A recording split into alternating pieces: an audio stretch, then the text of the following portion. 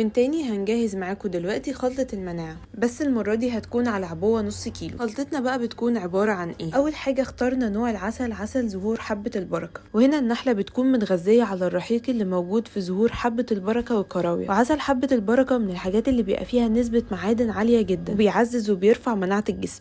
وبدأنا نضيف عليه أول حاجة غذاء ملكات النحل، وده برضو منتج من منتجات النحل، ومن فوائده إنه بيعزز وبيحسن صحة القلب، وكمان بيحسن صحة الجسم، ويعتبر مجدد للخلايا. ومش بس كده، كمان ضفنا حبوب اللقاح، وحبوب اللقاح فيها نسبة بروتينات وفيتامينات ومعادن. وكمان ضفنا البروبلس أو صمغ النحل، وده يعتبر أقوى مضاد حيوي طبيعي، بيعقم الجسم وبيقوي المناعة، وكمان بيبقى مضاد لأي بكتيريا أو التهابات. أهم حاجة إن احنا نواظب كل يوم وناخد معلقتين على الأقل من الخلطة دي، مرة الصبح ومرة بالليل، ونقلبها كويس قوي قبل كل استعمال. عايزه اقول لكم كمان ان خلطه المناعه على عبوه النص كيلو بقت متوفره دلوقتي على الويب سايت بتاعنا، تقدروا تدخلوا تطلبوها وتاخدوا جوله وتشوفوا كل المنتجات بتاعتنا.